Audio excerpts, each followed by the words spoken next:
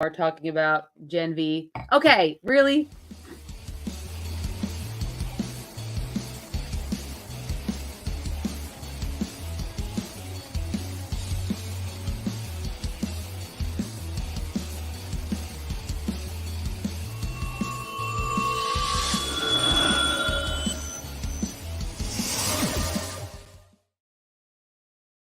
Good evening, all you Minties, and welcome back to another episode of Reelz Talk with your host, the amazing Amanda, and my lovely co-host, the uncanny Omar. Hey, how's it going, everybody? We are here to talk about Gen V, season one. Season one, which is crazy that we're getting a season one of the show. And we are going to be talking about the SAG after strike, and now that it's over, we will talk about it. Yeah, and we'll talk a little bit about that and what it means. All I'm saying is, holy crap, I'm just glad it's over. Hopefully we can reach some kind of agreement that, hey, I finally get my shows and movies back in order. And lots of the upcoming changes, right? Like Blade's change. We've heard some things about that. So we'll talk a little bit about entertainment news as well. Yeah. In case you have not seen Gen V, though, we are going to be talking about some spoilers, and this is a spin-off series. It's all set in the world of The Boys. What's up, Griffin? Griffin Happy hump day. Oh, Alex, how are you, my dude? And Spencer, thank you so much. Yeah, the live streams are a lot of fun. I forgot I was doing them back to back, and we're doing another one tomorrow at 9:15 or so to review the Marvels, which comes out officially today. So yes, this is all set in the world of The Boys. As a matter of fact, this takes place was right after season 4. Is that when it takes? Right after, pretty much right after season 4. Because at this point, and do we have spoiler thing up? I'll get it ready. I'll get it ready. You give me 1 second. Yes, because a certain person appears in the last episode, episode 8, Guardians of Godolphin. And they could not appear and be who they are and act the way they're acting if not for the end of season 4. And they talk about, all right, I'm talking about Homelander. I'm glad you see the I got the spoiler tag going. So, throughout, they do talk about Homelander killing that guy, right, in the last episode of season 4. They actually talk about that in the series or in this season. And then at the very end of the show in episode 8, last episode, he does show up when the renegade soups from the woods, when Kate and Sam let them loose and they start killing all the humans on campus, and Ashley has them call in Homelander in a helicopter, and Homelander shows up, and of course he doesn't take out Kate and Sam, he takes out Marie instead, because she turned on her own kind. And that is the Homelander we were left with right in season 4. So that kind of tracks. And obviously, everything that happens in the season, I think, is pretty much going to lend itself to the following season of Gen V, which I think is season 4 of Gen V, right? Because we did, or season 4 of The Boys. Season 4 of The Boys. Yeah, so everything from, that's why I keep saying season 4, but that was season 3. So everything we far in season 1 of Gen V will feed into season 4 of The Boys. There's a lot. It's kind of like one of those things. Like, you don't have to watch Gen V at all. No, but you will enjoy The Boys maybe a little bit more if you watch Gen V, because there are going to be characters that play a part maybe in the 7. There was one particular character that showed up through here, Ted Knight. There were a lot of funny moments in this season. I know we reviewed the first 3 episodes, right? Yeah, because those are the first 3 that came out, and then we waited until the last, and the 8th one had just aired on Friday, so it just finished up. So if you haven't watched it and you don't want spoilers, come back. If you're already this far in, you've already heard the spoilers, so stay and enjoy yourself. It's already been greenlit for a season 2 as well, so expect more of pretty much craziness. Yeah, well, I mean, I think it's done really well on streaming as far as the numbers. I think it's done better than other shows that have recently come out on like Invincible. Well, that just has season 1. No, not that. I'm talking about on other streaming platforms. Paper Girls. Yeah, that's it. Yeah. Rest in peace, Paper Girls. Rest in peace, Paper Girls. You will forever be remembered. All right, so to kind of summarize things that have happened in this particular season, we have a core group of characters. We have Arnold Schwarzenegger's son, Golden who Boy. could not pull a tear out of his eye, but that's okay. Maybe he's taking more acting classes during this break. Pretty much dead by the first episode, so you're okay. But there's flashbacks with his I know emotional scenes. We have, well, here, Amanda, this is your baby. So you tell me who are these characters and what ends up happening. What is the big secret? All right, so we are introduced to this core group of students at Godolphin University who are all superheroes. Obviously, we have Marie who can blood bend. That's the best. That's my Avatar: Last Airbender. It's the best I could come up with. She blood bends. We also have Andre, who can, of course, do telekinesis, move things around with his mind. Kate, who has the power to influence and tell people what to do by touching them. We have Jordan Lee, who is transgendered, can turn boy to girl, and also has I think it's like sonic super strength of some kind. I think vulnerability and morphing powers, right? Yeah. Well, dude, both like when they're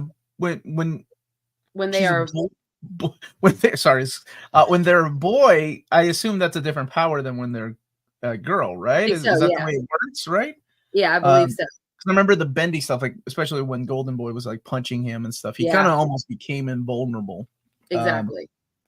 So he's a cool, unique set of powers, which for Jordan made them extremely powerful and always high up on the list. There's like a ranking system, which is what feeds into the 7, right? So we have the 7, which Homelander, Queen Maeve, and all of them are a part of. And whenever they're trying to find another superhero to join the 7, they will look at Godolphin University, and that's why those rankings are so important. And for a long time, Jordan was at the top of that until Marie came along, and her powers are quite powerful. We also have, we're to Emma as well, who is Marie's roommate, and she has to binge and purge essentially in order to get bigger or smaller, like Ant-Man style, Giant Man style powers. And that has an interesting turn towards the end of the season where she finds herself not throwing up and getting smaller because she feels intense emotional pain because Sam was a complete dick to her. And Sam is Golden Boy's brother, who is very super strong, has a lot of powers, and clearly there's a reason why they used him to, I guess, give Golden Boy his powers. Is that really essentially what they were doing with him in the woods? And that's why he's hanging out down there. And we also, so that's our core group of kids. And so throughout this season, there's a mystery. After Golden Boy commits suicide, he kind of goes crazy and he talks about the woods. He tells Andre, who's his best friend, about the woods. He has to forgive him. And then his brother, I think he saw his brother Sam, and he blows himself up in the sky. And so that leads the remaining students on this quest to find out what the woods are. And we learn the woods is a secret facility that the Dean Shetty, and Dr. Cardoza are running. And what they're trying to do is create a virus that is able to kill soups and only soups. And that's what they've been working on this whole time. And so they're figuring out this all. And of course, what's really interesting, and I love how they bring back stuff from the boys, is we learn also, I think, the motivation for Shetty. We find out that her husband and daughter, her young daughter, were on the same plane that Homelander let crash, that we saw that flashback scene in The Boys where him and Queen Maeve came onto the plane to try to save it. And then they got orders not to save it, or I forget what happened. But essentially, he just let them all go, and Queen Maeve had to go along with it because everyone's scared of Homelander. And they just let this plane crash full of humans. And so she, of course, has it out for them, superheroes in general. And so this is her way of trying to fight back, is creating some type of virus. She even goes so far as to connect with Grace Mallory, who is the woman who is working with Billy Butcher, kind of sending him on all the assignments, right, that he was going on throughout the seasons of The Boys, to try to tell her about this. And she's like, this is cruel and unusual. She basically is condemning what Shetty's doing. And Shetty was like, but this is what you're like, we're in this together. Like, we're all on the same page. And even, I guess, Grace Mallory has her own standards and limits to what she is willing to do. And so that is the core thing going on. And of course, as the kids are trying to find out this mystery, Emma is the one who's first introduced to Sam. She helps him escape. Really, he does it mostly on his own because he is that powerful. And the others are trying to find her. We also realize that Kate, the one who can influence people's minds, she has actually been working for Dean Shetty this whole time. She knew about Sam. What was up with that twist, man? Oh, man, I know. I was not expecting that. But then it all started to make sense a little bit the more that it went on. So when you got the series of flashbacks. Yeah, we got the series of flashbacks. It really hit home. So Kate's been erasing everyone's memories, and she's done it in right after the halfway point of the season is when Sam has escaped. He tries to go and kill Dr. Cardosa because he knows that's the gentleman who's been pretty much torturing him for the sake of science or whatnot. And he goes to his home, threatens to kill him. The rest of the kids show up, and you have Jordan and Marie trying to fight him off, and Andre, but then all of a sudden everyone wakes up the day after at a party at that one kid's house, and I like those episodes. I like those episodes too, because you get some interesting side characters. Translucent Sun Maverick is a really interesting character that we see throughout here. He has a thing with, is it a llama or is it a goat? No, it's a llama.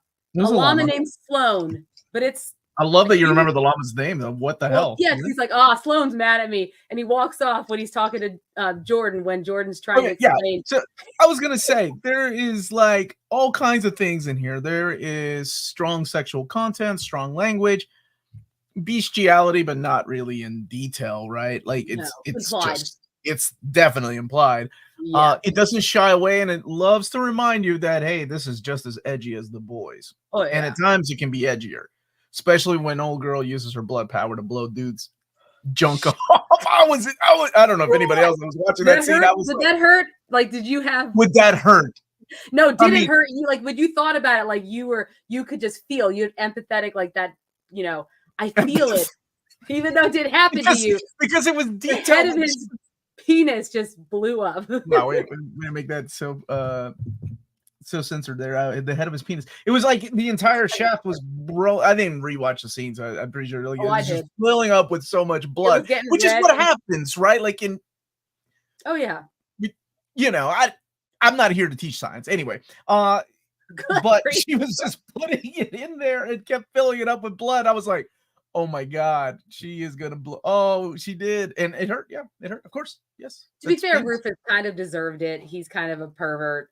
And he also has the power, the gentleman, the student that we're talking about, has the power to like make people like mess with people's memories and make them like forget things and do things, I guess. It's kind of similar to Kate's power, I believe. And so he, I guess, used that on girls a lot. And so he kind of got what he got coming to him. I don't think anybody deserves that. But yeah, you're right. It is very edgy at times. But so basically what happens, because they need to remind you, hey, this is set in the boys universe. We're not shying away just because it's a group of kids.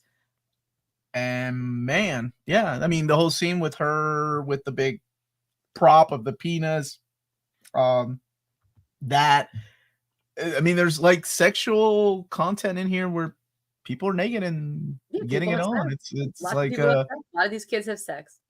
I mean, we are talking about college age kids, right? That makes sense. And yeah, it's pretty interesting. But yeah, so once they figure out the plot or what's going on behind the scenes, of course, Kate eventually comes clean, gives them all back their memories. Then we have a really cool episode where we have to go into Kate's mind because she had been given these pills by Dean Shetty that I think inhibited her power. Well, she stops taking the pills, and so now she's kind of, her powers overcoming her, right? So they all somehow end up in her mind. Then we get an awesome cameo in this episode of Soldier Boy, who's like telling her, who talked about how he was like the one who taught her how to flick the bean and all that stuff. Yeah, that gets real. I mean, well, it's her fantasy though, right? It's her Yeah, because that was fantasizing. So it's her version of Soldier Boy. But man, that guy must have had fun with that script, like ad-libbing, what we call it, yeah. like flicking the bean and yeah, he definitely raunchy. Yeah, no boobies. You know, I think it's a shame. you're right. Well, no, We didn't see Emma's when she was naked. You didn't see Emma's. Well, when I can't remember the one that can switch sexes. What is their Jordan? name? Yeah, when they were having sex as a girl, did we see boobies? Not that you look for those kind of things. I think there are websites, Spencer, that we can look up. Did I see nibbles? You just rewatch the episode. I thought there were some though. I could be wrong because I always complain. That's one of my pet peeves when like characters have sex and they have their clothes on. Or they're undercover. People that were naked, yeah, or they're undercover. Yeah. Thanks for making me think about that. Oh, like I got to go to this website. All right, so after they kind of save Kate from herself, she makes the decision that she needs to essentially get revenge on Dean Shetty. So she goes to Dean Shetty's house, threatens her. They all show up, and she uses her power to make Dean Shetty slit her throat. And then Marie, of course, that was graphic. That was good. That was graphic. And then, of course, Marie's having flashbacks of when she accidentally slit her mother's throat when she came in, when she was, had gotten her period, and her mom came in and she was getting embarrassed and she accidentally killed her mom and then killed her dad. She's having flashbacks.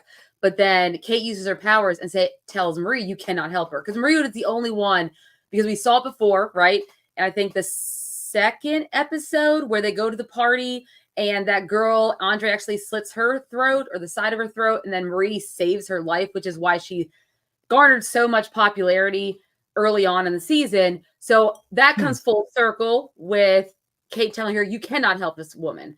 You cannot help her, even though she's the only one who can, because we've seen her do it before, and she has to stand by while Dean Shetty dies. So Dean Shetty dies. Oh, and let's not forget another cameo from the boys. The mysterious benefactor of Marie is Victoria Newman, who we had seen in the boys. She was part of Congress. She was running for president. Yeah. So she makes an appearance. She is the secret benefactor, and she shows up on campus to give a speech, do a roundtable. Of course, it goes horribly wrong because all the soups, because of Homelander and their version of Fox News propaganda, they're all against her. So, but Marie gets a hold of her, and she's like, actually, I want to talk to you. And it is then revealed that, and we knew Victoria had powers. We didn't realize it was going to be the same powers as Marie. So we learned that Victoria and Marie have the same powers, and Victoria is kind of telling her about how she can use those powers to her advantage and how she needs to unlock her mind. And so we get to see that from Marie in the last episode. She really does take that to heart. And of course, Victoria Newman does her part in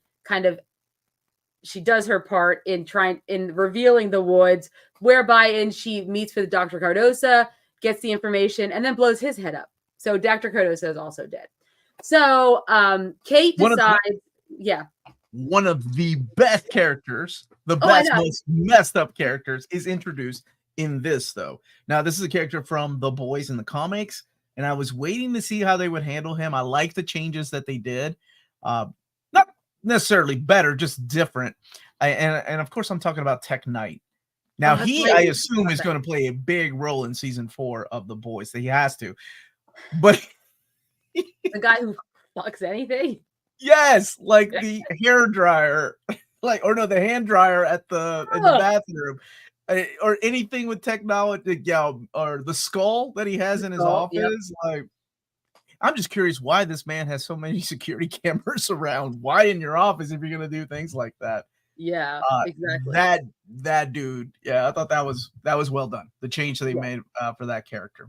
Yeah, he shows up, I think, in episode 5 after some of the events that happen, and he's doing a documentary, right? His docu TV series on what happened with Golden Boy. And of course, Dean Shetty does use his proclivities to screwing around with anything with a hole in it to her advantage, to get him to not pursue the Guardians of Godolphin and not pursue the angle that he's trying to pursue or turn it on her. So she uses that against him. So he kind of goes around and says, well, I guess we'll never know. Let's move on to the next mystery.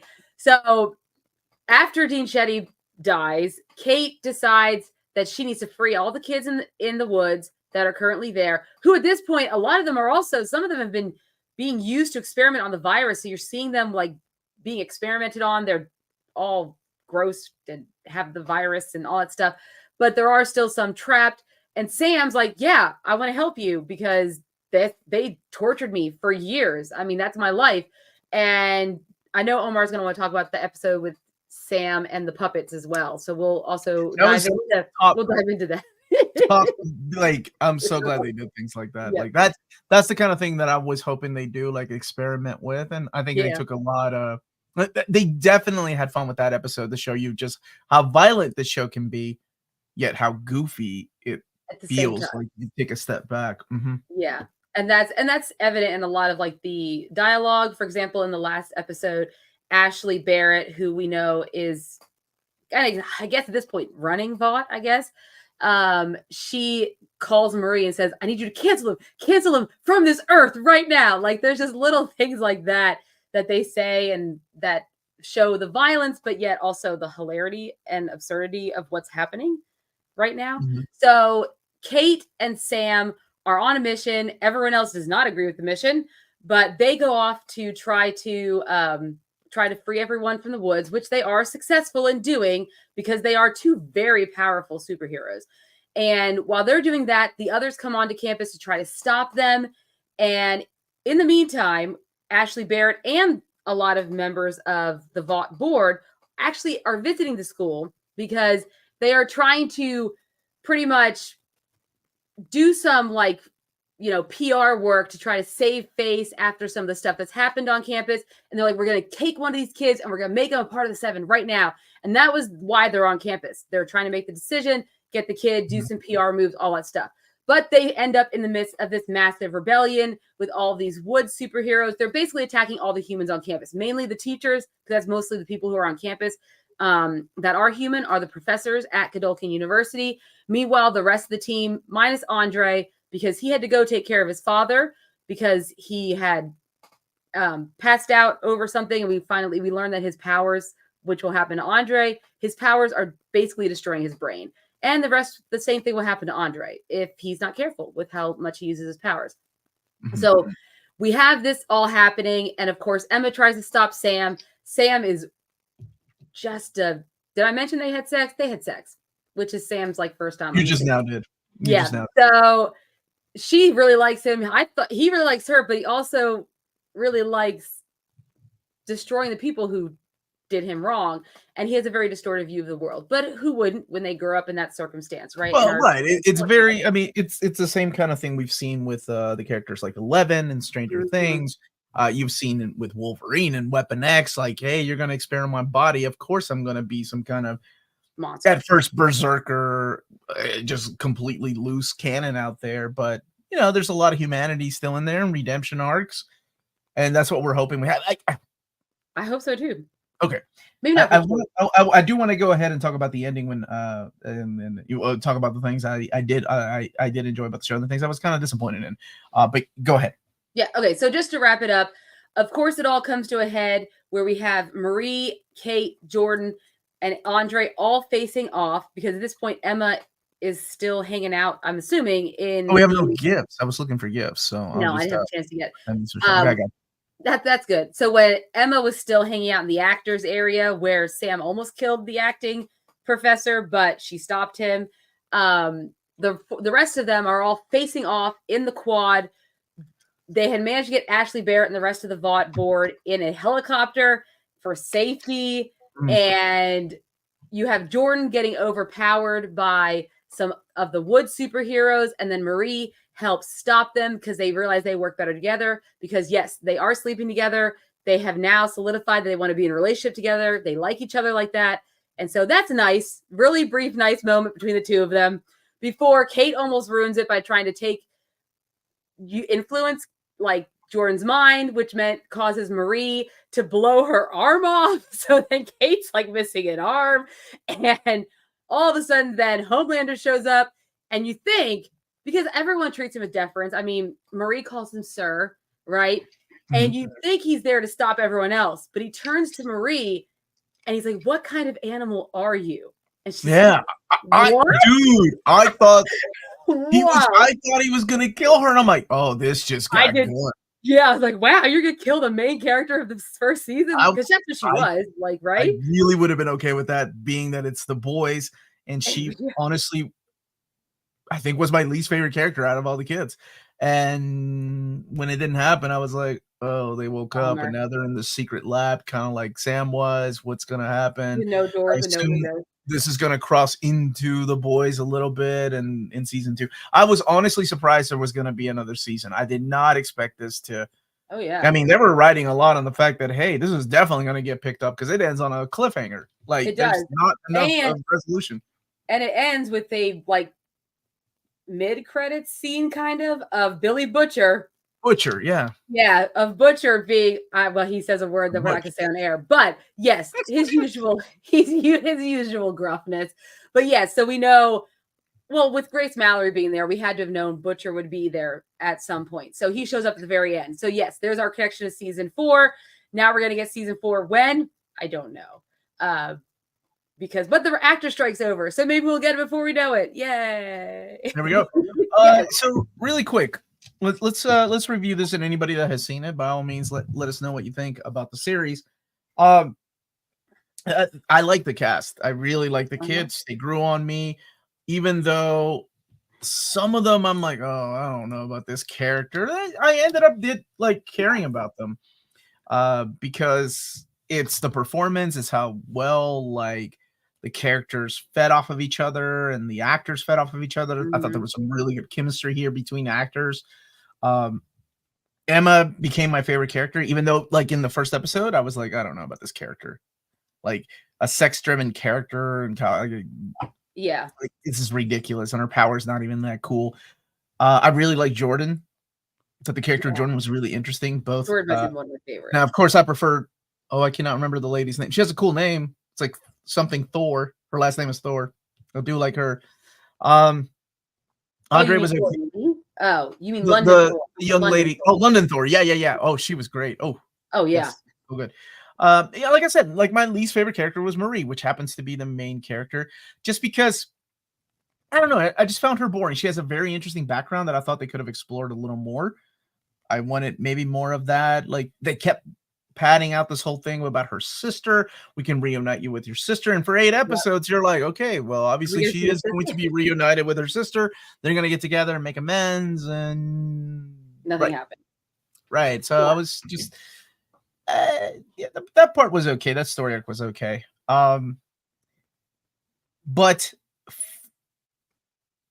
that's what I like. The plot itself was good. I was like, how are they going to do this for 8 episodes? And then they introduced the concept of Kate making people forget. And I'm like, oh, I like that. That's a cool kind of mid-season twist, right? Like, that's a cool twist to keep the series going, making the characters forget. And then, of course, 2 episodes later, they're going to remember, and hey, we're back to what we were doing, or what we were supposed to be doing. Which is the climax of everything. And they did solve enough. There's a lot more questions that are asked by the end of it, but they did solve some things. Yeah, I really enjoyed. Go ahead. Oh, I was going to say, Sam tearing those guards up. Oh, so good, because they were done in a puppet format, right? Yes, so I love that. Like, one of my favorite episodes of Angel season 5 is when he turns into a puppet. Even the intro is done as a puppet. I thought that was so genius. So that was really cool, because you could still see how violent the show is. He's ripping their arms out of the sockets, and you still hear the sound effects, right, of a supposed arm, but I'm sure it's somebody punching like chicken and bones or whatever. Yeah. That episode I thought was shot really cool. Even when he was having sex with Emma and she turns into a puppet and he's like, oh, damn it. Like, I thought that was interesting, because that's going to happen. Oh, of course. Just stopping by to say I love the rogue look, Amanda. I appreciate that. And then it's a great episode of Angel. Yes, it is. I love it. What I did not like, though, was the special effects. And then I really thought the ending was kind of lackluster. I didn't dig it as much as I wanted to. I wanted some kind of resolution. I wanted I wanted more people to die. I thought Kate was gonna die. You know, at one point I'm like, oh, well, they're gonna kill her off. No, they're all alive at the and end. even when the news story hits, they only say like 9 people died. I'm fairly certain more people died than that, but they could have been downplaying that last part was so right? bloody, right? Like people were getting shot, like reported maybe is what they meant. I thought Marie was gonna die, which I think would have made me appreciate the show more, that the stakes are up. And you don't have to show the stakes are up by killing people, but it does make me think, oh man, this is good. Like nobody's safe. Why do we have to keep these kids alive for the next season? Like it's their new I think character. Marie has to do with Victoria Newman. I think they're going to play a part. And you think she'll be in Boys season 4? I don't know if she'll be in Boys season 4, but there's a reason why they're connecting her to Victoria Newman. And the fact that we didn't get a resolution with the sister storyline, I think they're dragging that out for a specific purpose. So I don't know if we're really done with Marie, which is why she's hanging around. They could have killed off another character if they wanted to.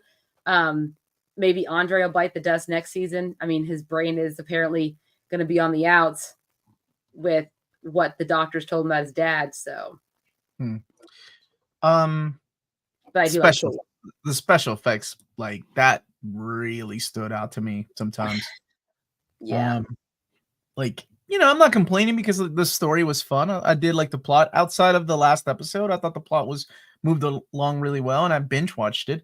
Gen V is going to lead directly to Boys season 4, which will lead directly into Gen V season 2, which is now we're just completely straying away from the comics, right? Because we created this whole thing with Gen V. Yeah. What if Marie's sister joins the 7? Now there is something I didn't think about. Powers? We don't know. We don't know, right? She could. Yeah. What about you, Amanda? What worked for you? What did you like, and what did you not like? What's up, Torsten? You're welcome to stay, buddy, but spoilers, right? Just in case. Yeah. To Jane's point, they don't ever talk about because obviously we know the parents are the ones who administered the V to the kids, and that's how they all get powers, right? We don't know if they just gave it to Marie and both her sister. We don't know that. We don't know anything about that. So first and foremost, the cast for me of the kids stands out. I mean, obviously a lot of the adults most of them, we've seen that are cameoed before in The Boys. Oh, we had Clancy Brown. I love that guy. Clancy Brown. I mean, he died the first episode, but we still we had some flashback of Clancy. He's great in everything.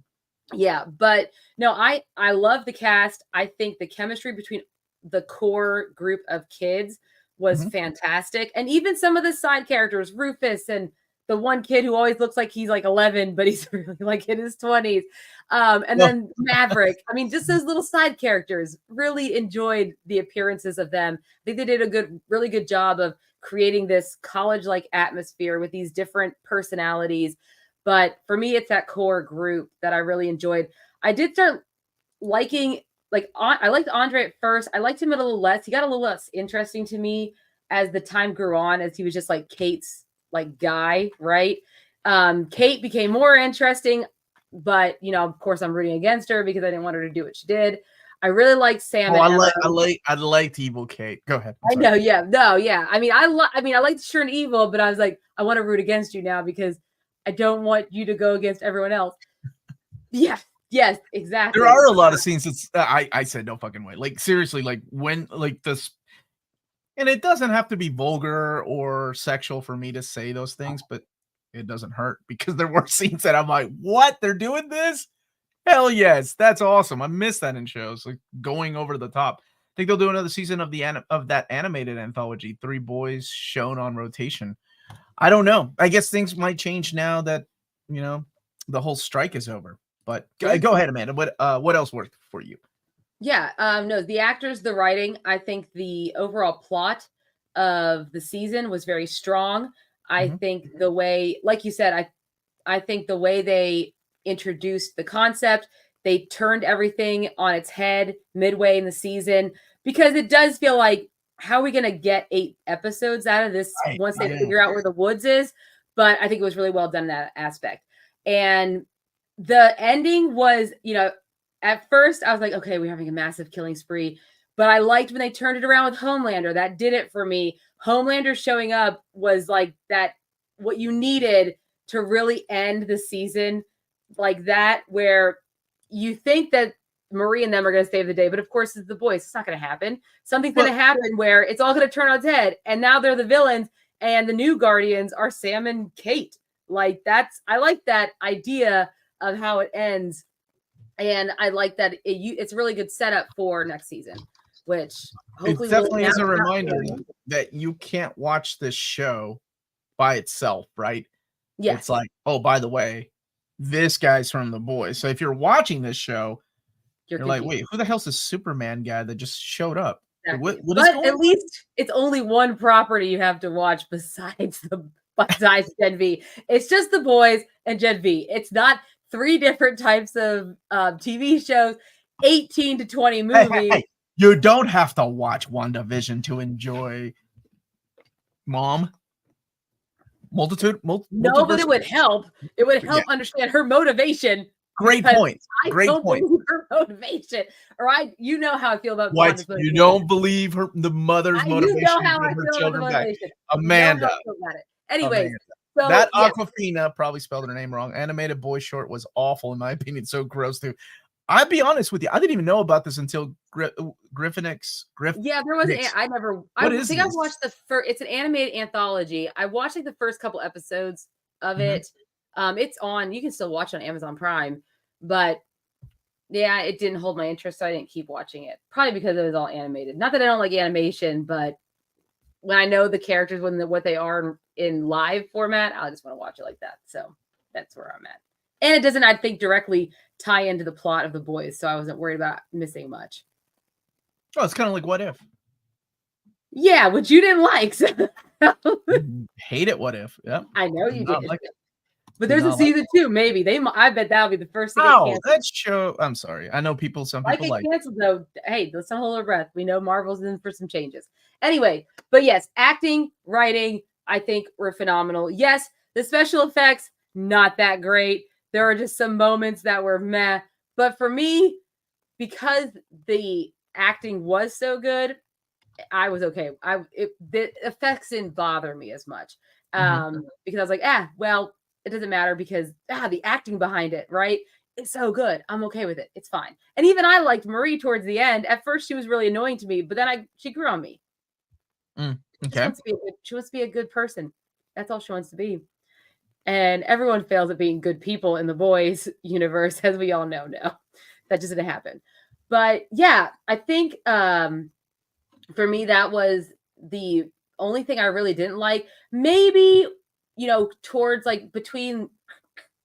No, there's really nothing that I really truly did not enjoy. I liked the way they played around with the different relationships between the different people in the group, right? You have Jordan and Marie hooking up, and I love the way they explored that. I think that was really awesome and unique. I love the way they explored Marie's powers, where she used to have to cut herself, right? Self-mutilate in order to use her powers, and then she realizes by the end, oh no, I don't need to hurt myself in order to. And I think that's the same thing with Emma, right? She would binge and purge. Like there's all these things in there that are so unique. And of course, it has to be coming of age stuff because they're young adults. So it's really cool that they're using their powers, like maybe X-Men, to showcase how they're coming of age and these issues that for humans take a different form, regular non-superhero humans. But for them, it takes on this bigger meaning, right? Because it's directly reflected with their powers. I really thought that was fascinating. Even for like Jordan, the issue of being transgender. They talked about how their first girlfriend always wanted them to be a boy, right? And they didn't really want to always. And the issue with the parents, right? Yeah, the issue with the parents. Yeah. So again, like there are these ideas that are being explored in such a cool way because they have these powers. And I thought it was well written. It wasn't preachy by any means. It was just written into the plot as it is. Here we go. And it didn't take away from the story. It added to the story. I thought that was great. And yeah, I cannot wait for season 2. And I want them to explore more stuff besides like the new puppets. I want them to get crazier. Let's really experiment with what we can do with this genre because they can do a lot of cool stuff. With the puppet genre? Fun fact. So the puppets were actually created by the head of makeup. Oh, nice. Who just so happened knew how to make puppets. That's how they created the puppets. So here's a question. I don't know. were those cover songs in each episode? Were those cover of each of those popular songs? Because I couldn't tell in a couple. Because I don't know about you how you have your Amazon set up. Yeah. The ending would kick on, and it's on for like a few seconds before like next episode. Click here, 5 seconds, 4, 3. Yeah. I didn't have enough time to listen to it. And I'm like, damn it, I wanted to hear who was that, and I can never figure out the freaking remote in time enough for me to expand it. So I'm gonna look at the Gen V official playlist. Okay. I don't need to do that. Okay, fine. Because there were some music choices that I really enjoyed. I'm like, and then some of them I'm like, is that a cover? I can't tell if that's a cover, which I guess it could be a good thing. I don't know. It depends. Let's see. I don't need to make. Yeah. So it looks like it's not showing that it's covers. At least the ones in the Amazon Music, like they're showing the actual ones.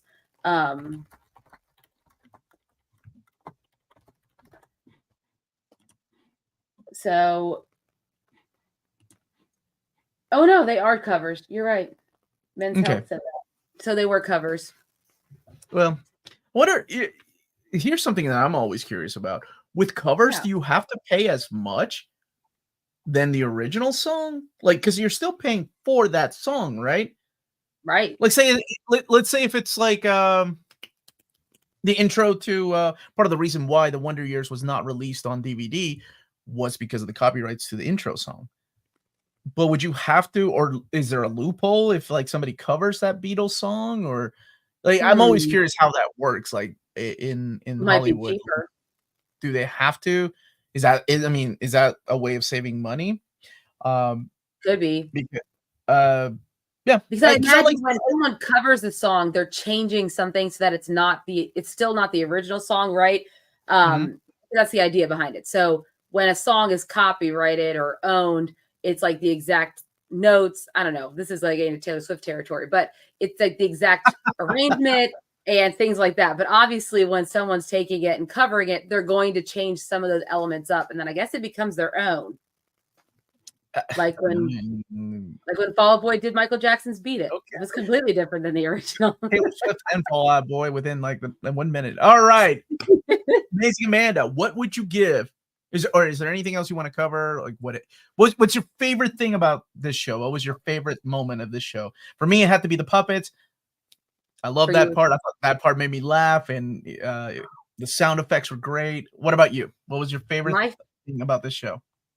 I think my favorite moment of the show, I don't know if I have a specific favorite moment, but I do like the episode where they're trying to figure out. My favorite episode is probably when they're trying to figure out who made them forget what happened, because it wasn't like they just forgot that night. It was like they forgot parts of their different days of their lives, right? And they immediately blamed poor Rufus, who's missing his penis by this point. And I love that episode.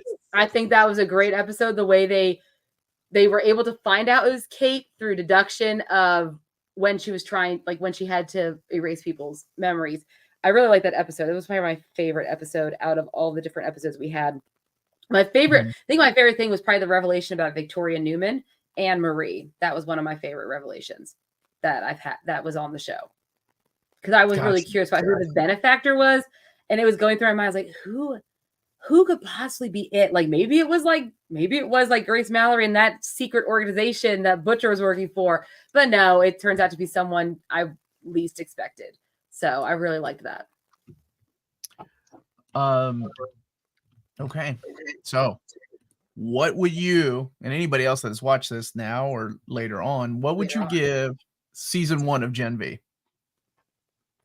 So I would have to give this a 9 out of 10. Really 9 out of 10. You really enjoyed it. Good for you. Really did.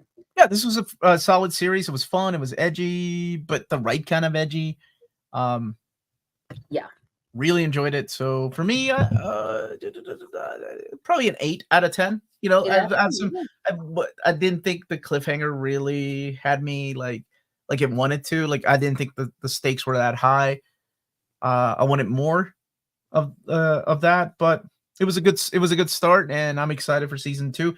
Definitely excited for season 4 of The Boys. Love season 3 of The Boys. Yeah, that is our rating. And for anybody that has seen it, let us know. And James giving it an 8.5 out of 10. So somewhere in between you and I is James. There we go. Nice, James. Very good. So that's The Boys or the Gen V. Oh, that's not The Boys. That is Gen V. No, yeah, Gen V. All right. What else do we got to talk about? Tell me about this. Let's SAG. What's going on? Let's talk about SAG after strike. So it happened this just happened today. 7 out of 10. 7 out of 10. Nice. So it just happened today, probably around 5 o'clock, I think. So essentially, they've approved a tentative agreement that's going to end the strike. It officially ends at 12:01 on Thursday. So that means that Deadpool can start production. They can get back to working on Blade's production, I guess. Are they even working on that? So this is they've reached a tentative deal to end the strike? Yeah, because the board, so the negotiating committees all voted for it, but the rest of the organization, the members, have to vote on it. That's what happened with the WGA as well. With the Writers Guild, the committee voted to approve it. Now it has to kind of go through its rounds with the rest of the association or with the guild. So looking at what they did, and it was interesting because right on the heels, right before this, right, there was the whole story about how the studios came to the SAG-AFTRA with their best and final, and they said their best and final offer, right? And so I was curious where the SAG negotiating committee was going to go. Did they really where did they call their bluff? What did they have to say? So I was surprised that they went ahead and struck a deal, but it looks like they're going to be seeing protections against AI and a historic pay increase. Most of the minimums will be increased by 7%, which is 2% above the increases received by the WGA and the DGA. So actors are going to make more money than they did before.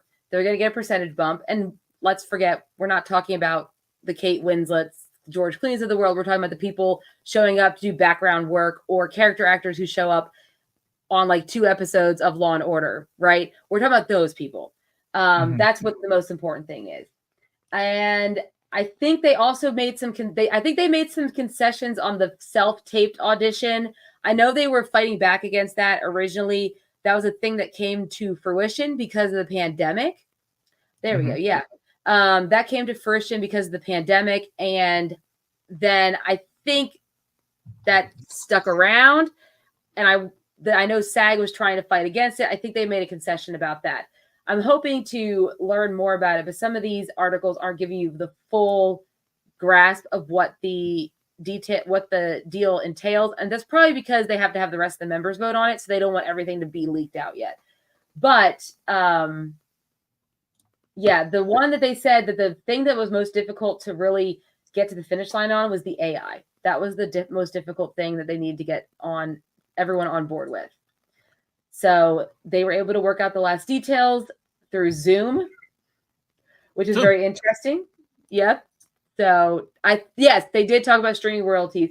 I think that's another one that was also they were able to get a increase on, I believe. Oh, wait, hold on. Well, the best and final offer on Friday increased the bonus for actors who appeared on most watched shows, but did not include a share of revenue from the streaming platforms. So they crafted a response, and it doesn't necessarily say what happened from that. So I don't know if that's one of the concessions they had to make, or if the American Motion Picture Producers Guild of America, if they went ahead and made their own concessions to the streaming revenue. So I need to look up some more, obviously, when I have more time to look. It's still new, though, right? A lot of this is still what's happening. Exactly. Yeah, it just happened. So there's a lot of still moving parts. But from what we know, on Thursday, everyone can get back to work that has been off work. That means that they can finally, which means I don't think they'll change release dates now they moved them back, like Dune 2, for example. They're not going to change that. It's too late for Marvels to get a boost from some marketing by the actual actors that appeared in it. So Man, I mean, they can make a last-ditch effort tomorrow, but at this point, there's just nothing they really can do. But Mike, you but didn't get yeah, enough X-Men Omnis earlier today? Sure, ask some questions. I got you, buddy. there you Um, go. it is really interesting, like because you and I were texting earlier today about that new Daisy Ridley movie that Yeah, bombed or supposedly bombed at the box office, and that was the first I ever heard of that movie. Was that article that said new Daisy Ridley movie bombed at the box office, and that's so sad because there was no marketing, right? There was yes, nothing about that movie, and hey, if you're not spreading the word about your movie, newsflash, there's nobody that's going to watch it. yeah, Possible exactly. director's strike next year. I could be. Oh my gosh. No, they signed a 3-year deal this summer. Oh, So okay. yeah, they were also up, and then because that was around like June, they signed a 3-year, just like the actors, and I believe WGA, they signed a 3-year collective agreement with them. So it'll be another 3 years to see if the DJ will go on strike. Okay. So was joking as we discussed all day. Thank you. And word of mouth can only go so far. Absolutely. Like, especially if True. you've never heard. And word of mouth does still help, right? Like word of mouth absolutely helps because we have social media and Twitter. That is social media. We have social media now, the TikTok to spread news about certain movies that may not be getting a lot of love. Shoot, Killers of the Flower Moon on my TikTok. Every time I'm scrolling through, I get an ad for Killers of the Flower Moon. I'm like, Oh, the dang, ads? Martin Yeah, Scorsese, you are going. I mean, or well, the production company is going hard on this film, which it hasn't done that great in theaters, but it's a I mean, 3-hour movie, right? I mean, it's a yeah, Scorsese flick. yeah. Yeah, I I mean, it'll do fine on streaming, I think, and on see. DVD. I wanna go see it. Like, I'm surprised I haven't. I've seen just about every Scorsese flick in the movie theaters, and I just haven't had a chance. That one, Yeah. and there was that other one, that sci-fi movie that nobody went to go see, unfortunately. Uh, Oh, I know you're talking about. Oh God, what's that sci-fi movie? Everyone liked it. Oh God. Oh shoot, what is it called? I can't remember, but yeah, it was a sci-fi movie that just came out about a month or so ago, and I didn't get a chance to go and watch it. And what's up, YP? How are you? Hey Hopefully, guys. we can start seeing some things, marketing. We start seeing people back in the theater because that has been a problem. The Creator, thank you all, thank Yeah, you. it's the Yeah, creator. That's that's the the one. movie I wanted Yeah. to go to see, but it was pulled out of the theaters by the time I was ready. Shoot, that's because they had to make room for Taylor Swift. I'm just kidding. She only plays Thursday through Sunday, so She's not there. she's Coming not. to video on demand November 14th. Oh, she I does next week. hope it makes some money, man. It's crazy because yeah, people worried about the box office, the death of the American theater, because overseas seems to be holding up pretty well, right? Like for some movies compared Yeah, to some America, movies. Yeah, except some for movies Taylor still Swift. do. Well, though Taylor Swift is an international No, she's hit. still she's still she's number 2 in the worldwide box office right now. What's number Five one? Nights at Freddy. Five Nights at Freddy. Do Ki- not underestimate the power of this Kill me now. video game and young kids around the world Well, who and love and that watching kids that play it. definitely goes back to what I was saying about TikTok and social media. A lot of kids found out about Five Nights at Freddy's from watching people talk up, not from I playing the did. game Yeah. themselves, but from. I mean, it's the same thing that happened to Deadpool, right? Nobody Oh knew who the yeah. hell Deadpool was. I Deadpool did. became a sensation that it was because of memes. People would be looking at memes around that time, going, "Oh, that's that funny guy who breaks the fourth wall from that meme." And that's how marketing was done without marketing. It's kind of Yeah. interesting how all this comes out, and that's why that movie was so hot. Oh yeah. Not Now because of it the did comics. drop off. It did drop off this week, Five Nights at Freddy, at least domestically. But that's because remember it's day and day stream. It was day and day streaming on Peacock as well. I So can't believe they did that. Like that's I'm still crazy. shocked they did it too. I'm surprised NBC Universal did that. But of course, that means that everyone's going to think that we can just make movies about any video game property and people are going to love it. Much like Mattel's like, Well, oh, we're going to make Barbie, a right? Magic 8 I'm Ball. Yeah, we're going to make a Magic. I'm ready for Masters of the Universe, baby. I am ready. Bring me Well, my. that makes sense. But a Magic 8 Ball, a Polly Pocket movie, like sometimes the reason things do so well, like Barbie, is because it was like a Zeitgeist. Like if you ask like the most beloved female like toy for girls, Barbie's probably number 1. Polly Pocket, it ebbs and flows. I would say, yeah, Barbie, Hello Kitty, Yeah. What's another big one for ladies or for young girls? Easy Bake Oven. There you go. Make me an Easy Bake Oven movie. Hey, they can make it into a horror That's movie. Martha Stewart. Okay, or that's like Paula Ooh, I'd Deen. watch that with Martha Stewart. She's still fine. She is. The creator had an $80 million budget too, and it looks that's what I'm saying. Like it looks amazing, but nobody went to go and see it. Give me a live action Rainbow Bright. My wife would love that. That'd be interesting. But no, we're gonna get an 8-Ball movie instead of Griffin X because that was the solution.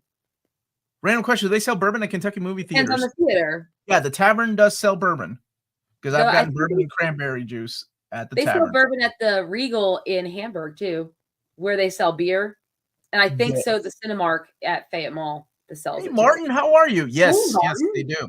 They do. Yeah, we do. See, you can't like the experience at the movie theaters is so different than I could get drunk and watch movies at home all day if I wanted to. But it's just so much better when you're there in the movie theater drinking and nobody's bothering you. You're kind of like one with the screen, and that is the beauty of going to the cinema. And you got to put your phone down. That's a big thing. You got to what? Put your phone down. Oh yeah. That's it. Like even because I watch things here at home, I'm constantly looking at text messages or whatever the hell on your computer. Or am I while you're watching it? All right. Yeah, well, you call me up for that. Someone should make a short film based on the board game Don't Wake Daddy. Dude, we actually had an idea for that short when I used to make movies with my friends. Don't Wake Daddy. What was the other one that we were going to do? And now people have spoofed so many things.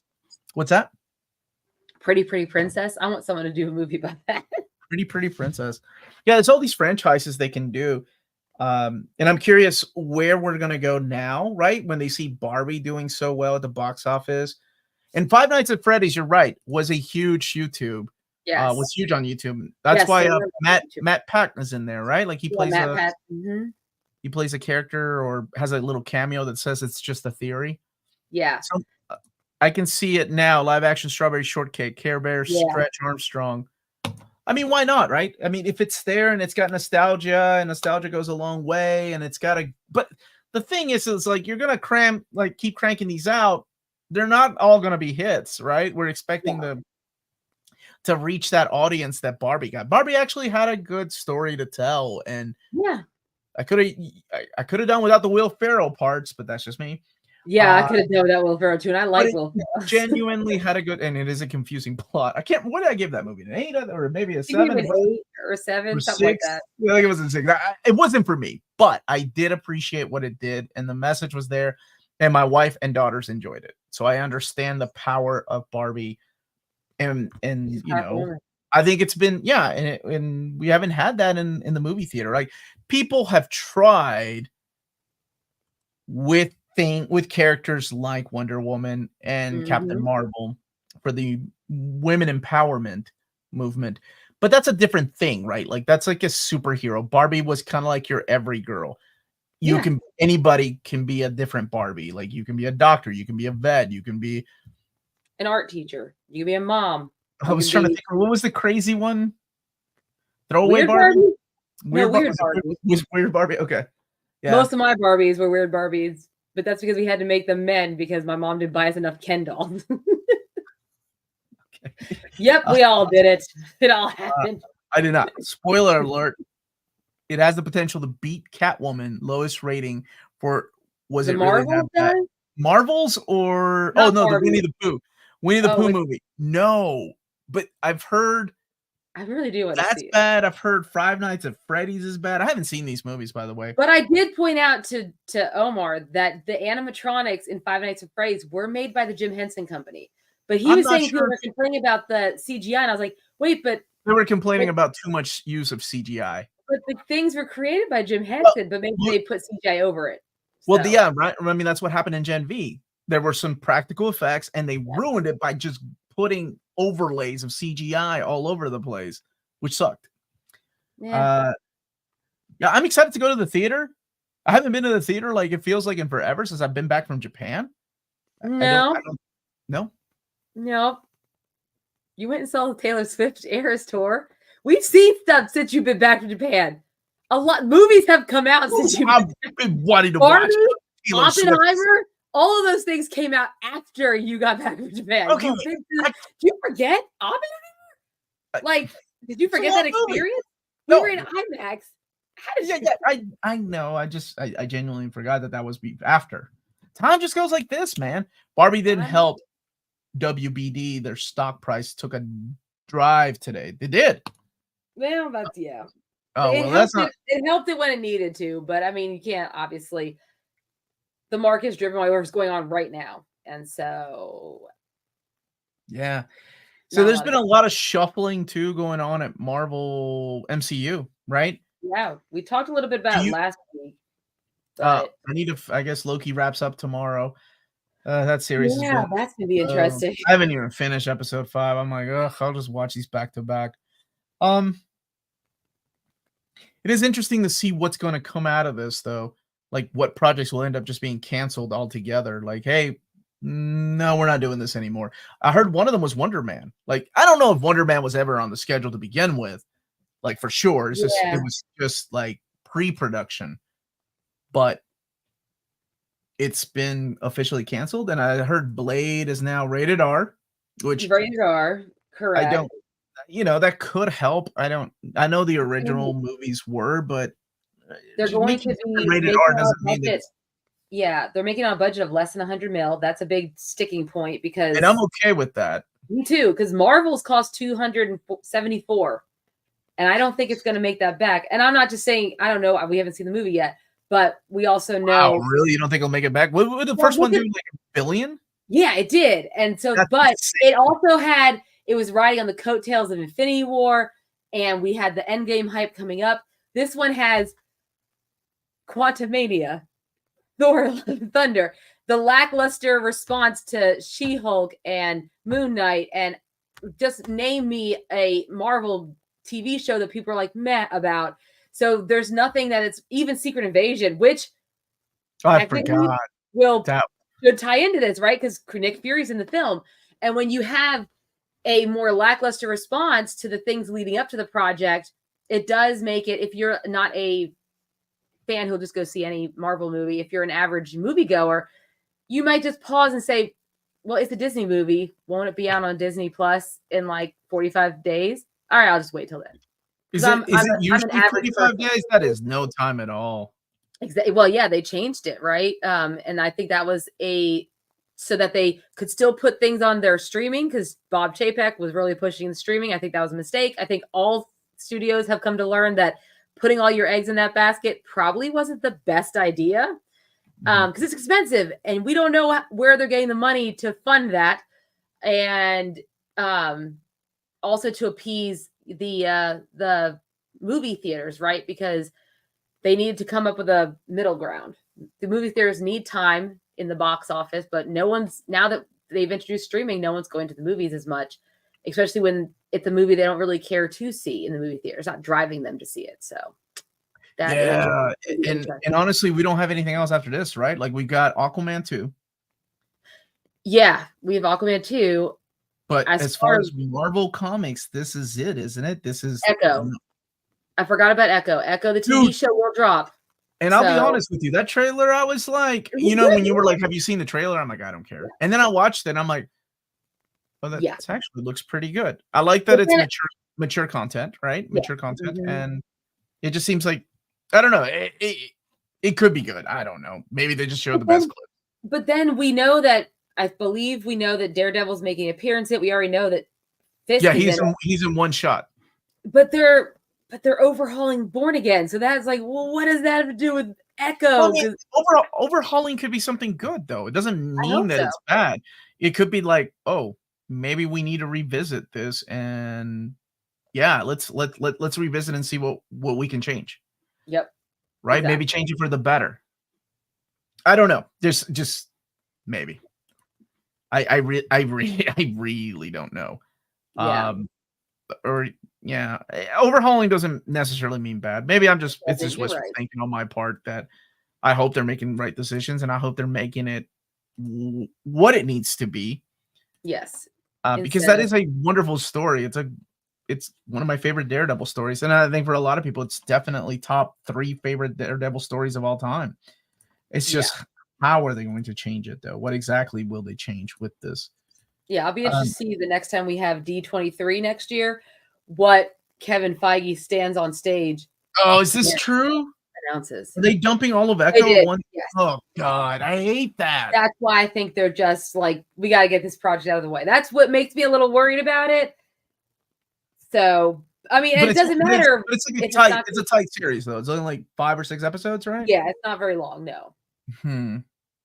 Oh, hey. You're right. There's also Craven. Did that get pushed back? When was Craven? Well, rest in peace, El Muerto. What the hell was it? Yeah, El Muerto. So that's not until August. But at least by then they can get Aaron Taylor Johnson to actually come out and support. Madam Web is coming out in February 14th. Valentine's Day 2024. That seems like a weird movie to put out on Valentine's Day. That's a good date movie, boy. That's a good date movie. They need to bring back Foggy and Karen. I heard Karen was a no already, but I mean they could lie, right? And say, hey, okay. I think Amanda just dropped, but she'll be back. But that could be like just one of those things that are like, oh yeah, Karen's definitely not coming back. Yeah, Craven got delayed. So El Muerto is no go, right? And Craven is delayed. Got it. Sorry. It's okay. My little one was at the door. My little one was at the door, so I would need to go check on her. Good, to make sure she's okay. Right, as long as everything's okay. Yes. Yeah, it is going to be an interesting time, but Marvel has been correcting course for the last few months during these strikes. It will be interesting to see what gets cut, what gets made, what gets picked back up, what will come back as a TV show. So I'm hoping for the best. What's up, CNS S84? Just here to show some support. Love. Nice. Back to you, buddy. I hope they won't want to change, want people to binge, and people will binge Echo because she is a lesser-known character. She only appeared in Hawkeye and that was not even for that many episodes of that actual limited run series. So she's a very interesting character. I just don't know how well she can carry a show, but it does help. Like in that trailer, like you see somebody's brains getting blown out. Like it is interesting. Untitled Venom 3. Oh, that's my favorite franchise, James. Yeah, we're super excited. But yeah, Craven doesn't come out until August. So they definitely will be able to promote it properly by then. Well, I mean, maybe it'll be like it'll be a good thing, right? Like look at some of these wonderful movies they've delayed over the years, and they've turned out to be great. Like The Flash, right? Like they delayed it, and it just was a masterpiece by the end. Oh yeah, it was an absolute masterpiece. I love the uncanny valley of the CGI. It really got to me. I don't care what. I don't believe Machete when he's like. That was a choice. Okay, that was a choice. Whatever. Okay. I don't even know what Sony's doing with their Marvel stuff, all this Spidey-centric stuff, and no Spidey. Yeah. I don't. It's really weird. It's like, do we move on from Tom Holland if he really is taking a break? Do we just cast someone else? Do we focus on Miles Morales? Yeah. Oh, I mean, he can still play Spidey. Hell, we can. He looks young. Andrew Garfield and Tobey Maguire. Give Andrew Garfield Amazing 3. Give me. That would be okay. I want a good story. That's all I want. There's plenty of things they can borrow from. They haven't even borrowed the best storylines for these characters. Yeah. They borrowed some. They haven't borrowed. I mean, they've tapped. Like they tapped that first layer. There's so many great comic book stories they can borrow from. So many. And I know that some writers like to do their own thing, change characters up, and that's okay. They can take a lot of liberties. It's different than the comics. What about her relationship with Kingpin? That's grabbing my attention. Well, she definitely does, right? Like in the comics, she's hired to kill Daredevil because she blames Daredevil for killing her father. Yeah, I'll be interested in how it plays out. It looks like Catwoman. Let me tell you something right now.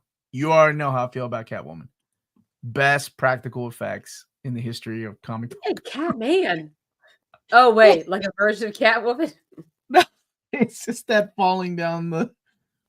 They are changing Craven's origin story in a major way, which is what they did with Catwoman. So, but as long as it has a sick song and some basketball, I think I'll be okay.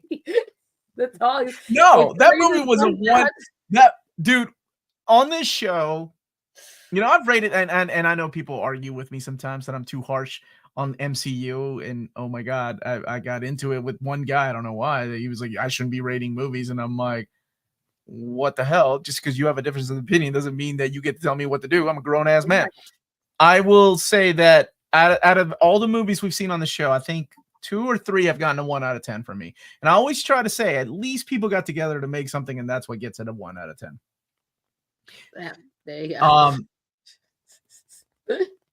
Catwoman was one of them. I was like, the lighting was good.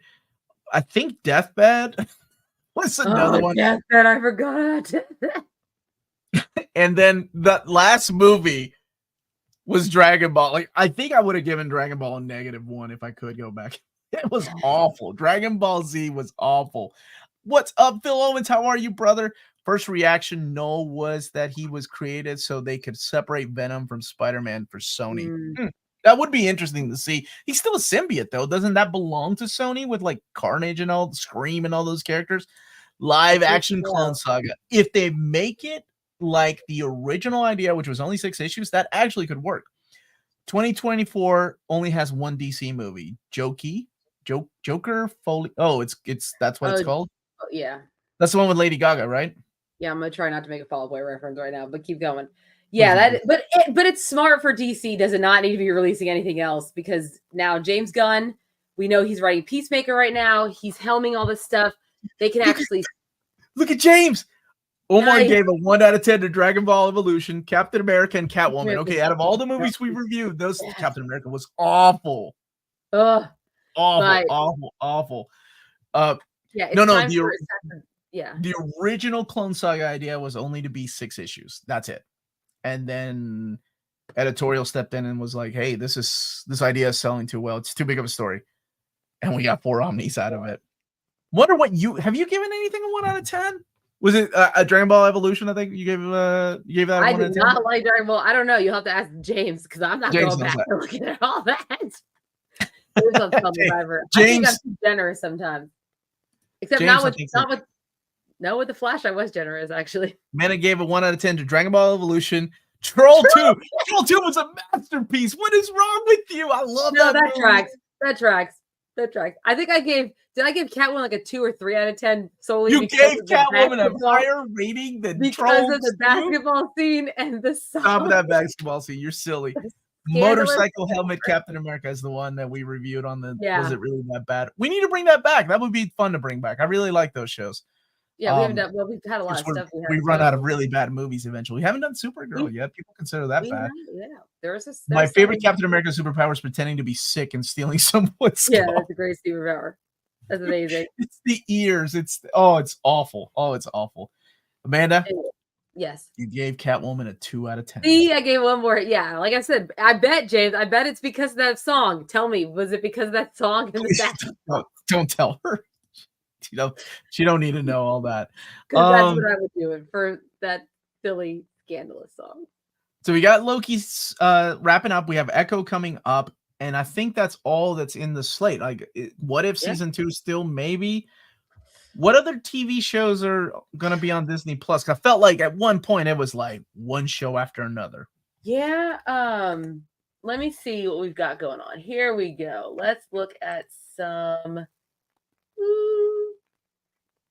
release dates for now. This was in September, so let's bear this with. So we know. So as far as TV shows, X-Men '97 still hasn't come out. What If was supposed to be late this year? Definitely not happening. Unless it is happening. Has anyone heard on What If season 2? Because it says late December 2023, but I don't think that is happening now. X-Men '97 is supposed to be early 2024. Deadpool 3 is supposed to be May, but I think they pushed that back. They pushed back Captain America: Brave New World. Agatha: Darkhold Diaries. That's not until the fall. Yeah. So they're changing it to Darkhold Diaries. Okay, that makes sense. Thunderbolts. I don't know if that got pushed back. They still have Spider-Man. Oh, Spider-Man Freshman Year was another. That was it. I thought that was canceled, wasn't it? It might have been. This is in September. I'm trying to. There's not a more recent article I can find of what they've changed. But of course, a lot of this stuff. I mean, we know Blade's going to be pushed back. Fantastic Four. Dude. I know. like where that's happening. And we still haven't even talked about is there a Star-Lord movie coming because of what happened at the end of Guardians 3? No. That they're gonna take a break from that franchise. They honestly, what they need to do is kind of bring all these creative heads together, so we don't have things like, I think Feige stepping away from his Star Wars project. That's a good move. Focus back on the MCU, bring it back to what it was. Because I think as long as you have a good story, you can still bring people back to the theater. I don't think the answer is bringing back Robert Downey Jr. and Chris Evans. I think that would be cool, but if that's your answer, then how long can you ride on that coattails? At very most, they'd be just a cameo in another universe or multiverse. Yeah. Yeah. Star-Lord, Lawnmower Man. Hey, what's up, Smutlock, fellow Kentuckian? Hey. Cool rogue hair, Amanda. Thank you.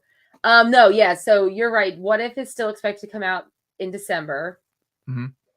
But that's also my birthday month and Christmas. So I don't know where What If will fall in if we review it. No, it's not this December. It's next December, isn't it? No. It's this December. What? That's really? Oh, I know you're excited about it, but no, I'm not. I really thought it was going to be next year. What If and X-Men 97 were next year. Okay, well, we need to bring back our Spooktober, which you never got to do.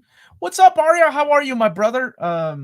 We never got to do Spooktober, so no, we did not. Do a Spooktember. Spooktember.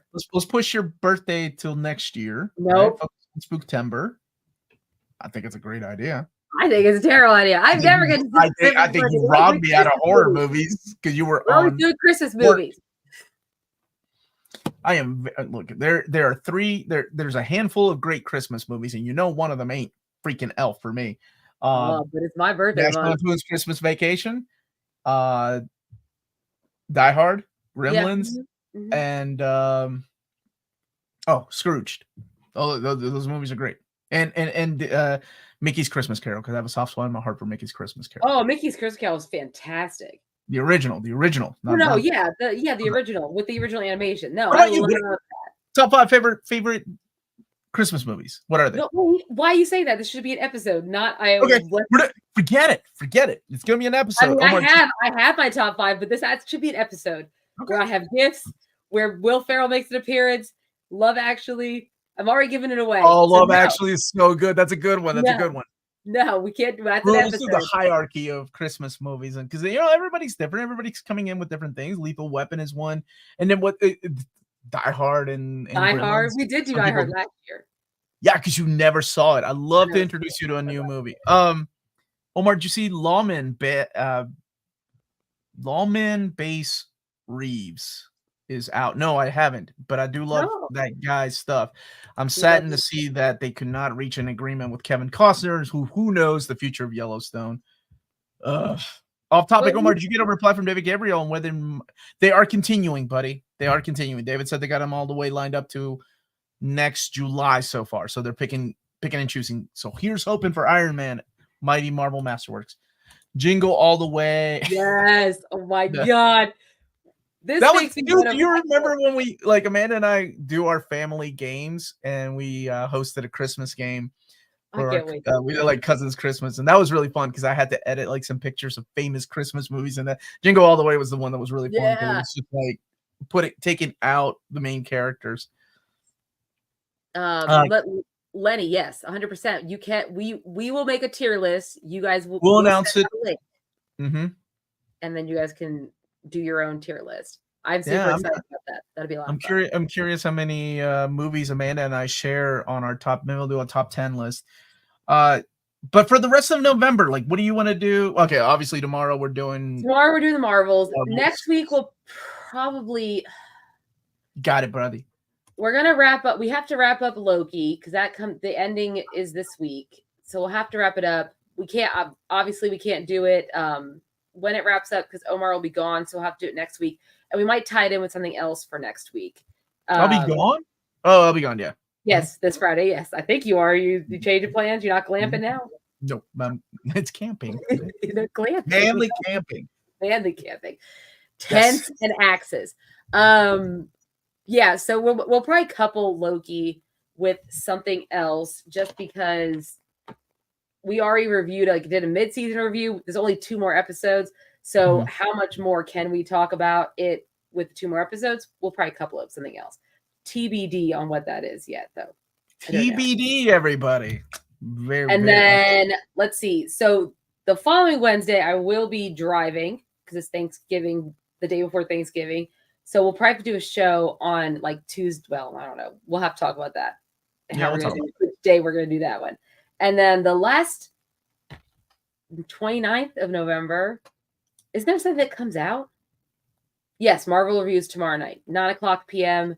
Eastern Standard Time. I would like to, in memory of my good friend Jeff, I would love to review the Doctor Who special that kicks off in November. Let's do that. We have the return of David Tennant. A lot of people are really excited, and I love Doctor Who, so it would be November 25th, so we can do a review of it on the 29th when we come back. Okay, yeah, sounds good. Shane Black perfects his craft with The Nice Guys. I like the Did you like The Nice Guys? That sounds like something new. Best Christmas movie, Star Wars holidays. Good. Yes. Kiss Kiss Bang Bang was during Christmas. I believe Shane Black movie, with the exception of Monster Squad, which was one of the movies I wanted to do for Spooktober. That's right, you did. Because you're like, it's not that scary. It's a good It's not that scary. You would like it. It's like Goonies meets the Universal Monsters. Couldn't get into Nice Guys as much. You could review The Killer. That just came out. Wait. They're remaking The Killer. David Fincher. Yeah, that just came out. Oh, okay. So it's a new movie. Gotcha. Yes. Oh, and it's got what's his name? Fassbender, right? Yeah, Michael Fassbender. Yeah. Okay. I love The Nice Guys. Long Kiss Goodnight's a Christmas classic. Doctor Who 60th anniversary, November 23rd, Thanksgiving Day. Oh, is it? This says November 25th. But I'll be honest with you, man. I haven't seen Jodie Whittaker outside of like season 1. I haven't seen. Same. I've just heard that it got bad. It just I just forgot. Like, Amanda could tell you how much Doctor Who meant in this house. Like, we would watch a day of. They're the ones who introduced me to Doctor Who. If not for them, I would probably never watched it. Yeah. Yeah, we made your life better for that too. So I know. It's I think they're in the level of narcissism, but for you or for the doctor? No, for me, because of Billy Piper, but that's fine. Well, it says all the articles say it's going to air on the 25th, which is Saturday. Now that is, of course, Disney Plus Day, right? Like that, it's going to be on Disney Plus now, correct? Yes. Yeah. Okay. Oh, The Killer's comic book base. Well, you have me. You had him there. That sounds good. We should review it. Okay, Andrew Walker. Now I'm curious. Okay, I'm going to look this up a little bit more. Oh, Tilda Swinton. Arliss Howard. I really like that guy. Very underrated actor. Huh. Okay. Now you all got me curious. Dune has been pushed back until March of next year. And one of the movies for December I want to review outside of your birthday month, if it's okay with you and baby Jesus. So you're talking about Dune. I thought that was Wonka, with Timothée Chalamet. That was the next. Unless you drag me to go see that movie. You know how I feel about those stupid movies. No, is the Miyazaki movie that is coming out. Oh, that's right. Because that comes out that first weekend, right? Yes, December? That comes out. I believe it's the first weekend of December. Yeah. I thought you meant when the special is coming out. My bad. No, it's okay. That's okay. Oh, you guys are talking. I've only seen a handful of Doctor Who episodes. One of them was the Van Gogh episode. The Van Gogh. That one makes me cry. That's a beautiful episode. Yes. Like, especially if you know somebody that is suffering from depression. Like, that's a really powerful episode. Yeah. Your sister you gave your sister that. I gave my sister the blood. Yeah, the TARDIS exploding, the exploding TARDIS. Yes. So there are 3 Doctor Who specials that start in November, and then they go into December. That is correct. Yep. Yeah, the first one's the 25th, the second one's the 2nd, the third's the 9th. Oh, I can't. And David Tennant with Donna. I love Donna. And they're going to do the Blu-ray and DVD release on the 11th. That'd be good. Physical media. That was something else we need to talk about. The return of physical media. Way to go. I mean, I know not everybody's stoked for all the Disney shows, but I'm just glad they're doing them. Like we're getting Loki, we're getting WandaVision. Very, very surprised about some of these releases, which we can talk about another day because it is getting to be an hour and a half into the show, and as much fun as I'm having doing this, I gotta go and edit. Eccleston Doctor Who was my favorite, although all the other Doctor Who actors since have been great. Oh, David Tennant. I love David Tennant. That was my doctor. Like I like Eccleston. He was great. He's the one that I watched coming into Doctor Who. But oh man. Oh, okay. So Amanda? Nakuti Gatwa's first episode is out Christmas Day. Okay. Did not want to butcher. Did a great job in Barbie. That's all I gotta say. So looking forward to see his turn as the Doctor. He was in Barbie. He was one of the Kens. But he's not the guy from Secret Invasion, because that guy was also in Barbie, right? Okay. Okay. Yeah, but not that guy. Who's also, if you go and see the Taylor Swift Eras tour, apparently he's in was it Malcolm X biopic? Yeah, he's Malcolm X in a Malcolm X biopic. What's that got to do with the Taylor Swift Eras tour? No, it does nothing to do with it. Aired. That's where I saw the trailer. How do you say his name? Nakuti? No. Okay. I really want to know. Okay. Nakuti Gatwa is also from Sex Education. Oh, that show. Okay. Anytime there's a change in the Doctor, it's always the same. And Tennant coming back, that's gonna be like a tearjerker when he leaves again. Yeah. Because like his line from when he regenerated was "I don't want to go," and now it's gonna be like, okay, I think I'm ready to go this time. Something like that. It's gonna make us all cry, and it's gonna be wonderful. Well, it better be epic. If it's not, holy moly! Thank you for that. It's pronounced Shuti. Shuti Gatwa. God bless you all. Shuti. Yes, thank you. Gatwa. Okay. Shuti Gatwa. Matt Smith. Oh, dude. House of the Dragon. That's another one I can't wait for. And that's been able to keep filming because most of the actors in that were not part of SAG. They were part of the British Guild. And of course, they came out with like, you cannot, if you want to strike in solidarity with the SAG, you're more than welcome to, but we're not protecting you from your jobs. That's what you were talking about. I was like, what is she talking Bob Marley, that's what it was. Yeah, sorry. Okay, now I'm putting two and two together. Yes. Omar, it looks like the DM covered the Return of Winter Soldier sold out. Never would have thunk it. Wow, that was quick. But again, they're doing lesser print runs because they're basing it on pre-order, so it makes sense. Yes. Breakfast of Champions. I think the Malcolm X movie is called One Night in Miami. It's a phenomenal. I've seen that one. Yeah, it's just when they got together right in Miami. Yeah. Y'all should check it out. I've seen that one. That one's good. Yeah, it was really good. And it's called Bob Marley, One Love. Thank you. Thank you all so much for the info and how to pronounce names properly, too, because you all know I butcher the crap out of names on this channel. Yes. Put this off. Anything else, Amanda, before we go? Nope. I mean, besides the live action Zelda movie. Hey now. Zelda live action. Quickly talk about that. That's exciting. Oh, speaking of video game franchises that we need to make into another property. Nintendo did well with. I'm really surprised it's going to be live action instead of another Illumination, right? Yeah. Yeah. That's really interesting. I think so too, but already people are doing their casting for Link, and of course it's like, if you can imagine it, it's like that little kid from, let's see, Jacob Tremblay has been like on the short list. I need you to tell me who these kids are. Okay, so here, you know what? I'm gonna share my screen so you even better. Tom Holland is Link since it's under Sony. Oh, it's Sony that's gonna be making it? Huh. Yep. I think Tom Holland's gonna take a break. I don't know if we'll see him back. I think Zendaya is gonna take care of Tom Holland for a while. I'm cautiously optimistic. Yeah. All right. Can you see the article? Yeah. Nope. Here, let's blow it up. All right. Oh, so God. This is here's like all the recommend, like people are, things on the short list. Jacob Link? Tremblay. Who's this guy? What's he from? I don't know this kid. So he's I remember him when he was a lot younger, but most recently he did voice acting in that 2021's Luca for Disney.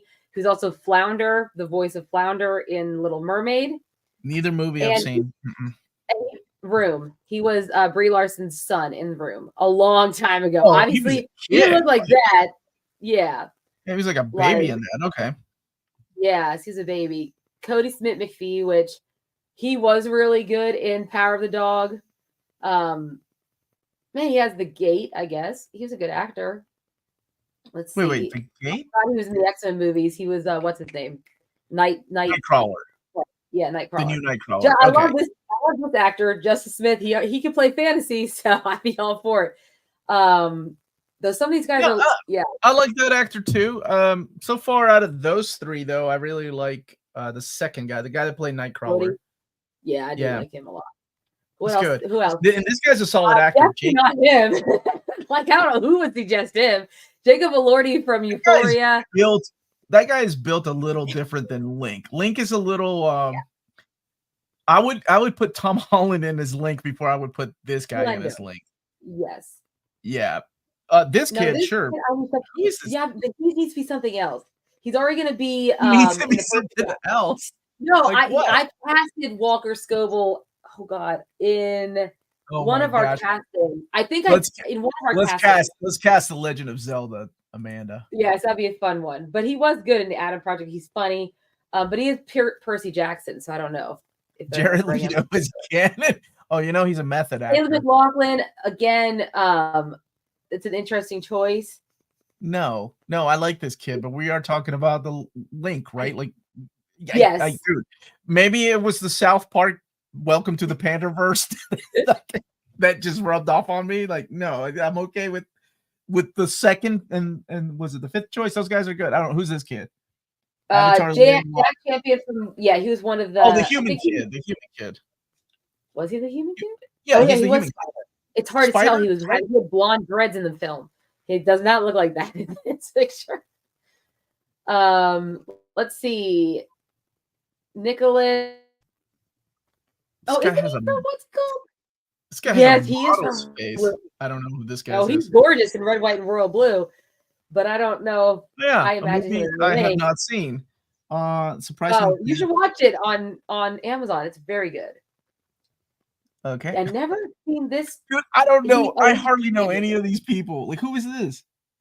He was in the Fablemans, which I haven't seen that yet. Oh, it's the one based off of Steven Spielberg's life. Yeah. Yes. It was okay. It was okay. And then William Gao. Oh, he's in Heartstopper. He plays Tao. I like Heartstopper. A lot of these people, if you're not Gen Z, you may not know who some of these actors are. Amanda, you're not Gen Z. You're an elder millennial. What the hell's wrong with you? But I like some of these properties that these kids are in. What the hell? Oh, this kid from Love Actually. And was it what else? Game of Thrones and Queen's Gambit. Yeah. But I do love him and Maze Runner. He has, I don't know if Link is what I imagine him playing next. I think he's ready for like something a little bit, I don't know, more elevated than that. Not that it's not elevated. I don't know who this guy is. Why would you put an NBA star in there? Who is casting these people? Or Variety? Variety. Like, I don't know. Something that we would put in there. I know who is this dude. I mean, the explanation of the short drive to the crypto arena, I think that's a joke. That can't be real. So far for me, Cody McPhee is probably my first choice. Who's Cody McPhee? Show me again. That guy's way too good looking. Nope. Maybe that kid. Nope. I would be okay with Justice. This kid. No. Yeah, that kid gets my vote. I like he's a lanky enough, and I think I don't know how old is this kid though. He's got to be like late 20s, right? X-Men, when they relaunched X-Men, he was in his early 20s. Yeah, they already got Wes Ball, I think. Who's Wes Ball, Amanda? He's 27, so he's still on the youngish side. West Ball. Who would be a Westfall? good director though? I think Martin Scorsese. Who's the director? Oh, Yeah, he's Maze Runner. Martin Scorsese, Francis Ford Coppola, and or let me see who else could direct a good Taika Waititi. I'm kidding. I don't know. I don't know who a good director would be. I'm okay with giving it to somebody that's directed animation. I mean, I don't know how people feel, but I love Mission Impossible 3, and that was directed by Brad Bird, coming off of The Invincibles. Yeah. And before that, he was doing The Simpsons. So I would love somebody coming from animation or even video games, right, to direct something like this. Sure. But then again, who knows where this is going to go? And they probably spent a lot of money directing somebody. Yeah. Brody Sangster was in David Tennant, Doctor Who: Human Nature, which is one of the best episodes. That was written by Paul Cornell. Mm-hmm. No, but they do have a director. It's that Westfall guy. He is doing Kingdom of the Planet of the Apes, which is in post-production. He's done Maze Runners, all 3 of them. I didn't realize there's 3 Maze Runners. Man, I didn't realize they had picked directors already. Peter Jackson. Yes, let's bring Peter Jackson back. I was about to say it's gonna be so weird to hear Link speak, because Link is the character that you are. You put yourself in this world through Link. And yes, thank you for that correction. Brad Bird did Mission Impossible 4. There you go. Was it Ghost Protocol, right? And J. Abrams did 3, which is awesome too. No, you're not annoying at all. Thank you for that correction. No. I love to see Mission Impossible 3. Like, I love that movie. That's a good. I think that's my favorite. And Ghost Protocol was amazing too. What are y'all talking about right now? Feelings, Blas. No, I'm just kidding. The Legend of Zelda movie. I wonder how hands-on Nintendo. Who's gonna play Princess Zelda? No one's talked about that. Sydney Sweeney, boobs everywhere. Whoa, you had me in boobs. I mean, Sydney Sweeney. She's in Madam Web, isn't she? Isn't she like? Yeah, she is. Yeah, she's from Euphoria, right? The one who's in that romantic comedy with Glenn Powell that caused a ruckus because they may or may not have been sleeping together. In real life? Yeah, in real life, yeah. Well, good for them. They have great chemistry in the trailer. Wait, how old is she? I thought she was playing a high school student. Yeah, but she's definitely not a high school student. She's in her 20s. Oh, well, thank God for that. Way to go, Glenn Powell. That was the big deal because they had Phil. As long as they have a good lighting director, I will be happy. Good special effects, because Omar's about those. Give me some practical effects with moblins. Yes. And Sydney Sweeney is. Wow. Samara Weaving. She might be a little too old for Princess Zelda, and I love that girl. And I would love for her to blow up. It was really weird to see her and what's her name in the same movie. That was not that good of a movie either. What's her name? Oscar winner, Harley Quinn. Margot Robbie? Yeah, it was weird to see both of them in a movie together. That's right, because they look so much alike. Mary Mal. We're gonna have to. Yeah, Glenn Powell is Booster Gold. I'm still all for that. I'm still on board with that. Yeah, we'll have to do a Zelda casting, I'm guessing, at some point as we get. It was Babylon. Thank you for that. Glenn Powell broke up with the girlfriend he had because of that, supposedly. So, I mean, he did. Things happen, Ain't no ring on it, right? And she's not in high school, so that's a good thing. Is this review for Bone Storm? What's up, Project Viking? How are you, my brother? Oh, Mary Mauser's from Cobra. She's cute. Oh, Sam. Okay. Yeah, she could. Sam is Sam. I like the other girl, the bad girl better. What's her name? Oh, but she's in that School Spirits TV show on. Oh yeah, that's gonna take off more than Legend. You're right, it's not, but it is a cute. I don't know. It very well could. I like the show. But Andy Serkis motion capturing Epona's the horse, by the way, if you're not familiar with who Epona is in The Legend of Zelda. It's his horse. Oh, okay. Dude, I am so excited to see Killer of the Flower Moon, like, so much. And I don't know if I'll make it to the theater. Sydney Sweeney should play Power Girl if they ever. I think we've talked. She has She has what? I mean, she's a good actress, so she has talent. Yeah, she's talented. I've only seen her in Euphoria. I don't think I've seen her in anything else. And I'm only seeing season 1 of Euphoria. So. Yeah, I can't watch more of that. Season 1 was enough for me. It's hard to watch. Yeah, it was a little too teenage drama for me. But yes, but according to surveys, apparently teenagers are saying that stuff like Euphoria does not accurately reflect their lives because they're not having that much sex. So Omar, that should make you happy. Because you have teenage girls. I'm just saying. Why would you even make that thought in my head? Sure, that according to teens in today's that stuff is wet. That's just not how. Oh gosh, stop. You know why? Because we're all on TikTok obsessing about things. They're not how that is. Okay, sure. I think my favorite was Majora's Mask. Really taught me patience. I like Link's Awakening. That's my favorite one. That's a good one. Link's Awakening and the A Link to the Past. Those are my favorite ones. Oh, and Ocarina. Ocarina's great. This is taking a turn, right?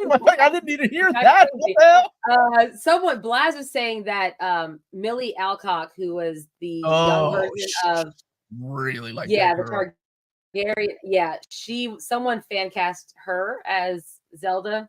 Could see that. Yeah, we should cast The Legend of Zelda. I love to. You know what? I feel like we need to cast now that things are coming to an end. One Piece season 2, like the characters. Yeah. That would be a lot of fun to do. And Legend of Zelda, because we need content because we run out of things, and we can do.